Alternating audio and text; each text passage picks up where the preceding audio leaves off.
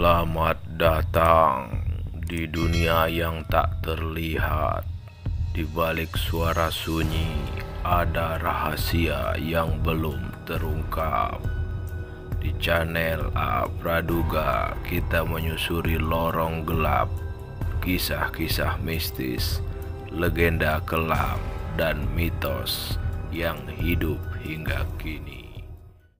Pagi di pelabuhan tua itu selalu sama, bau asin laut bercampur aroma solar dari kapal nelayan.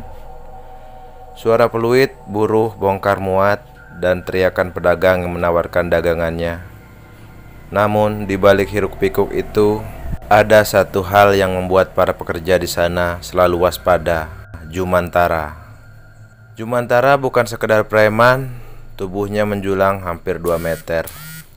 Kulitnya penuh tato bergambar naga dan keris. Ototnya menonjol seperti terbuat dari batu. Di lengannya ada bekas luka tembak yang tidak pernah menembus daging. Bukti nyata cerita yang sudah menjadi legenda di pelabuhan. Ia kebal terhadap peluru dan senjata tajam. Orang-orang sudah melihatnya sendiri. Pernah setahun lalu sebuah perkelahian besar pecah di dermaga. Polisi datang menodongkan pistol ke arahnya dan melepaskan tembakan dari jarak kurang dari 3 meter. Namun peluru itu hanya memantul seperti menembak besi, meninggalkan percikan kecil. Jumantara tertawa terbahak-bahak saat itu, memukul polisi itu hingga jatuh tersungkur, lalu pergi tanpa sedikit pun luka. Sejak kejadian itu tidak ada yang berani mengusiknya. Para nelayan yang baru pulang melaut harus menyetor uang keamanan. Jika ingin dagangannya lolos, para pedagang kecil wajib memberikan upeti setiap minggu. Bahkan kapal-kapal barang besar yang merapat pun tak lepas dari cengkeramannya. Anak buahnya tersebar di seluruh sudut pelabuhan, mengawasi setiap orang seperti mata-mata. Malam hari di sebuah warung kopi tua di tepi dermaga, para buruh sering membicarakan asal-usul kekebalannya. Ada yang bilang Jumantara menjalani tirakat di Gunung Keramat, meminum air dari 7 mata air sambil membaca mantra ratusan kali. Ada pula yang bersumpah pernah melihatnya melakukan ritual di pantai tengah malam, ditemani seekor kambing hitam dan dupa menyala. Cerita yang paling banyak dipercaya adalah bahwa tubuhnya dilindungi oleh susuk besi. Serpihan logam gaib yang ditanam di bawah kulit membuatnya tahan bacok dan tembak. Hari itu, Jumantara berdiri di tengah kerumunan di dermaga, marahi seorang nelayan muda yang terlambat membayar setoran. Suaranya menggelegar, tangannya memegang gagang golok besar yang berkilat di bawah sinar matahari pagi. "Kalau telat lagi, kau tak akan pulang dengan kaki utuh," gertaknya membuat nelayan itu gemetar ketakutan. Orang-orang hanya menonton dari jauh, tak ada yang berani mendekat. Mereka tahu bahwa melawan Jumantara sama saja dengan mencari mati. Tapi di antara kerumunan itu berdiri seorang pria tua dengan sorotan mata yang berbeda. Tidak takut, tidak gemetar. Pak Samin, seorang kuli angkut yang sehari-hari memanggul karung dan kotak di pelabuhan itu. Tak ada yang tahu, saat matanya memandang Jumantara pagi itu, di dalam hati Pak Samin sudah terpatri satu tekad: suatu hari raja pelabuhan yang tak tersentuh ini akan jatuh. Pelabuhan itu mengenal Pak Samin sebagai sosok sederhana, tubuhnya kurus, kulitnya legam terbakar matahari. Punggungnya selalu sedikit bungkuk karena puluhan tahun memanggul muatan. Bajunya tak pernah rapi, kaos lusuh yang warnanya nyaris pudar, celana kain yang bagian lututnya robek, dan sandal jepit tipis yang sudah bolong di bagian tumit. Setiap pagi ia datang sebelum matahari muncul, duduk sebentar di tepi dermaga sambil menghisap rokok kretek murahan, lalu mulai memanggul karung beras, peti ikan, atau drum minyak dari kapal ke gudang. Pekerjaan itu keras, tapi ia menjalaninya dengan tenang. Namun di balik ketenangan wajah tuanya ada sesuatu yang ia simpan rapat: dendam. Setahun lalu anak sematawayangnya Bagas, seorang pemuda berusia 21 tahun yang juga bekerja sebagai kuli pelabuhan, tewas di tangan anak buah Jumantara. Saat itu Bagas menolak membayar uang keamanan karena gajinya baru saja dipotong. Mereka memukulinya di depan banyak orang. Bagas sempat dilarikan ke puskesmas, tapi nyawanya tak tertolong. Pak Samin hancur, istrinya jatuh sakit karena kehilangan putra satu-satunya. Dan beberapa bulan kemudian ia pun meninggal. Sejak itu hidup Pak Samin hanya diisi kerja dan diam. Tapi di dalam diamnya ia menyimpan tekad untuk membalas. Ia tahu tak mungkin menantang Jumantara dengan cara biasa. Polisi pun gagal, apalagi dirinya yang hanya orang tua. Tapi Pak Samin dibesarkan di sebuah desa di kaki gunung Kendeng, tempat orang-orang tua masih memegang ilmu kesepuhan yang diwariskan turun-temurun. Dari almarhum ayahnya, ia pernah diajari tentang cara memutus ilmu kebal seseorang. Ilmu itu tak butuh senjata mewah, hanya benda sederhana, lidi kelapa tua. Namun lidi itu tak bisa sembarangan, harus dipetik dari pelepah kelapa yang sudah kering di pohon. Diambil saat tengah malam dan diikat dengan simpul ganjil. Setelah itu, lidi harus dibacakan doa dan mantra khusus yang diyakini bisa membuka tubuh orang yang tertutup susuk besi atau ajian tameng wajah.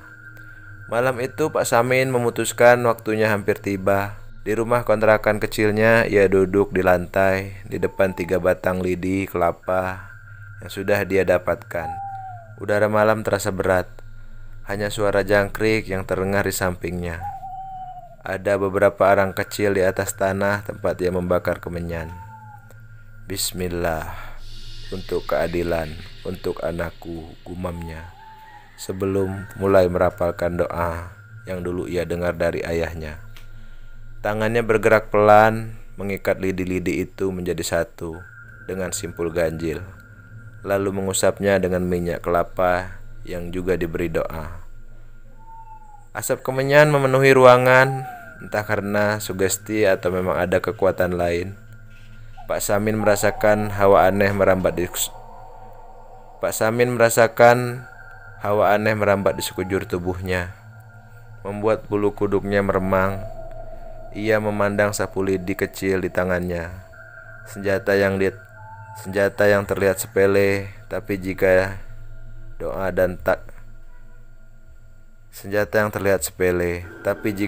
dan tekadnya kuat, benda inilah yang akan meruntuhkan kesombongan Jumantara. Di luar rumah, angin laut bertiup kencang, seperti memberi isyarat bahwa perhitungan akan segera datang. Pagi itu pelabuhan terasa lebih panas dari biasanya. Matahari memantul di permukaan air laut, membuat kilau menyilaukan. Kapal-kapal nelayan bersandar, buruh angkut berteriak memanggul muatan, dan aroma amis ikan bercampur bau solar menusuk hidung. Tiba-tiba keramaian itu terpecah oleh suara bentakan dari arah gudang kayu dekat dermaga. Jumantara sedang menyeret seorang nelayan muda, bajunya robek dan wajahnya babak belur. "Kau pikir bisa kerja di sini tanpa bayar aku? Hah?" teriak Jumantara sambil meninju perut si nelayan. Orang-orang di sekitar pura-pura sibuk, meski mata mereka diam-diam mengintip, takut terlibat. Pak Samin yang sedang memanggul karung beras di bahunya berhenti melangkah. Ia memandang pemandangan itu dengan mata yang dingin. Ia menurunkan karung perlahan, meletakkannya di tanah, lalu melangkah maju. Di tangannya ia membawa sapu lidi yang sejak semalam telah ia siapkan. "Lepaskan dia, Jumantara," suara Pak Samin terdengar lantang. Kerumunan sontak terdiam, buruh angkut, nelayan, bahkan anak buah Jumantara menoleh. Tak ada yang percaya, ada yang berani berkata begitu. Jumantara menoleh, alisnya terangkat, lalu tertawa terbahak-bahak. "Hahaha, lihat ini. Kulit tua berani-beraninya melawan aku. Kau mau cepat masuk kubur, Sam?" Pak Samin melangkah terus, tatapannya tajam. "Aku cuma mau kau hentikan kebiadabanmu. Kalau aku tidak mau?" Jumantara menantang sambil mencabut golok dari pinggangnya. Kilatannya memantul di sinar matahari. Beberapa anak buahnya bergerak maju, tapi Jumantara mengangkat tangan. "Biar aku urus sendiri. Aku mau tunjukkan pada semua orang apa jadinya kalau berani melawanku." Langkah-langkah kaki terdengar di atas papan dermaga. Angin laut tertiup membuat bendera kapal berkibar. Dua pria itu berdiri berhadapan. Jumantara tersenyum sinis, lalu goloknya menyerang lebih dulu. Golok melesat mengarah ke perut Pak Samin. Namun pria tua itu mengelak dengan gesit, membuat tepukan ejekan terdengar dari beberapa buruh yang takjub. Serangan demi serangan datang, tebasan ke arah leher, tusukan ke dada, bahkan terdengar keras ke pinggang.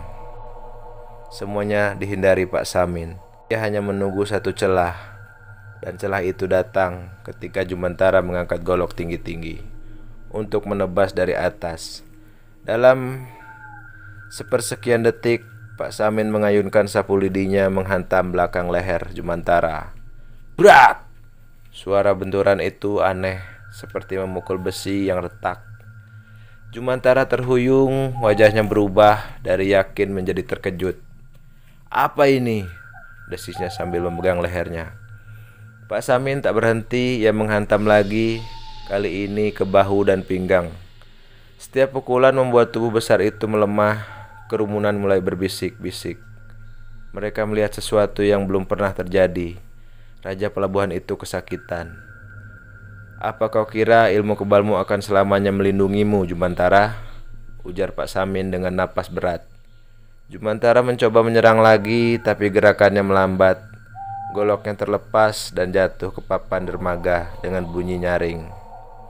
Sapu lidi itu terus menari di tangan Pak Samin. Setiap sentuhan seperti memutus simpul gaib yang membungkus tubuh sang preman. Dan untuk pertama kalinya, orang yang tak pernah tersentuh senjata itu berlutut di hadapan orang biasa. Kerumunan mulai bersorak, tapi Pak Samin hanya berdiri tegak, menatap lawannya yang kini gemetar. "Ini untuk Bagas," bisiknya pelan, namun cukup jelas terdengar oleh Jumantara. Jumantara masih berlutut di papan dermaga, napasnya terengah-engah, peluh bercampur darah mengalir di keningnya. Sorot matanya tidak lagi sombong seperti tadi, melainkan terisi dengan keterkejutan dan ketakutan yang belum pernah ia rasakan. Di sekeliling kerumunan mulai mendekat para nelayan, pedagang asongan, bahkan buruh bongkar muat yang selama ini hanya menunduk saat lewat di hadapan Jumantara. Kini berani berdiri lebih dekat. Mereka berbisik-bisik, tak percaya melihat raja pelabuhan itu roboh di hadapan seorang kulit tua bersenjata sapu lidi. "Gak mungkin, dia itu kebal," bisik seorang nelayan paruh baya. "Aku lihat sendiri, peluru polisi aja pernah mental di badannya," timpal yang lain. Pak Samin berdiri tegak, sapu lidi di tangannya masih terangkat. Sorot matanya tajam, tapi wajahnya penuh keringat. Ia tahu ini adalah saat penting. Susuk besi yang selama ini membuat Jumantara kebal sedang runtuh. Jika ia berhenti sekarang, kekuatan itu bisa pulih kembali. Dengan langkah mantap, Pak Samin maju. Ia memukul lagi. Bruk! Ke punggung Jumantara. Jumantara meraung, suaranya menggema di dermaga. Pukulan berikutnya menghantam tepat di tulang rusuk kiri. Dek! Membuat sang preman jatuh tertelungkup, menggeliat kesakitan. "Apa yang kau lakukan padaku?" teriak suaranya serak. Pak Samin tidak langsung menjawab. Ia menunduk sedikit, berbisik di telinga Jumantara. Berbisik tepat di telinga Jumantara. "Ilmu kebalmu cuma menutup tubuhmu dari besi dan peluru, tapi sapu lidi ini dia menembus dari dalam, melepas semua yang kau ikat dengan jin dan doa kotor." Jumantara memekik seolah kata-kata itu menohok harga dirinya lebih dalam dari pukulan manapun. Dari sudut kerumunan, seorang lelaki tua berambut putih yang dikenal sebagai Pak Darim, dukun kampung dekat pelabuhan, mengangguk pelan.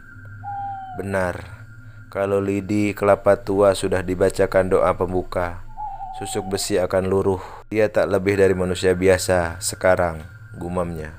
Mendengar itu, beberapa warga yang pernah dipalak Jumantara mulai maju. Seorang nelayan yang wajahnya pernah lebam karena ditonjok sang preman, kini berdiri tegak di samping Pak Samin. "Biar dia merasakan apa yang kita rasakan selama ini," teriaknya. Anak buah Jumantara mencoba maju, tapi melihat pemimpinnya terkapar, tak berdaya, nyali mereka runtuh. Satu persatu mundur lalu menghilang di antara kerumunan. Pak Samin tak mengajak massa untuk memukul.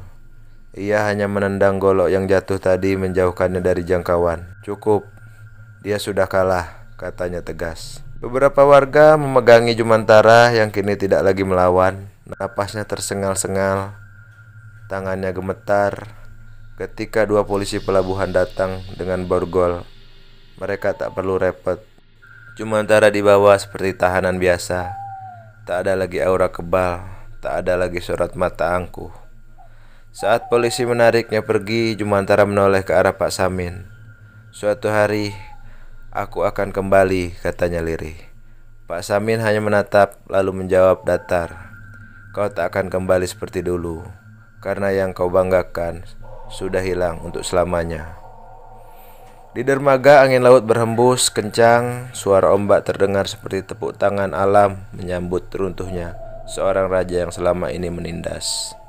Sejak pagi itu, suasana pelabuhan berubah drastis. Tidak ada lagi suara bentakan, ancaman, atau pemalakan yang membayangi langkah para nelayan dan pedagang. Mereka kini bisa bekerja dengan lega tanpa rasa was-was setiap melihat sosok bertubuh besar bertato. Para buruh bongkar muat tersenyum lebar ketika memanggul muatan. Pedagang asongan tak lagi khawatir dagangannya diacak-acak, dan nelayan bisa menurunkan hasil tangkapan tanpa harus membayar uang keamanan yang selama ini memberatkan mereka. Bahkan kapal-kapal besar yang merapat kini bisa mengurus bongkar muat dengan lancar. Tidak ada lagi perizinan bayangan-bayangan yang memakan waktu dan uang. Namun di balik rasa lega itu, banyak yang masih tak percaya pada apa yang mereka saksikan. Bagaimana mungkin seorang kuli angkut tua bersenjatakan sapu lidi bisa menumbangkan preman kebal peluru yang selama ini bertahun-tahun tak tersentuh? Pak Samin sendiri tidak pernah membanggakan dirinya. Beberapa hari setelah kejadian, ia kembali bekerja seperti biasa, memanggul karung beras dan peti ikan, duduk di tepi dermaga sambil menyeruput kopi hitam dan menyapa semua orang dengan senyum tipisnya. Namun setiap kali ia lewat, orang-orang akan menoleh dan memberi salam penuh hormat. Para nelayan bahkan sering menawarkan ikan segar untuknya, dan para pedagang kadang menyelipkan kue atau rokok di tangannya. Di rumah kontrakan kecilnya, sapu lidi yang digunakan hari itu tergantung di dinding. Bukan di tempat tersembunyi, tapi juga bukan di tempat yang mudah dijangkau. Ia menggantungkan di atas jendela di mana sinar matahari sore bisa menyinari batang-batang lidinya, membuat tampak seperti benda biasa namun memiliki aura yang tak bisa dijelaskan. Kadang malam-malam Pak Samin duduk sendirian di kursi kayu, menatap sapu lidi itu lama-lama. Dalam hatinya ia berbicara kepada mendiang anaknya, "Bagas, nak, ayah sudah menepati janji. Orang yang merenggut nyawamu sudah tak berdaya. Sekarang ayah bisa tenang." Meski begitu, ia tahu kekuatan sapu lidi itu bukan semata-mata pada mantra atau bahan yang digunakan. Kekuatan itu lahir dari tekad yang tulus dan keberanian hati. Tanpa itu, benda itu hanyalah lidi biasa yang tidak akan mampu melukai siapapun. Di pelabuhan, cerita tentang kulit tua dan sapu lidi mulai menjadi legenda.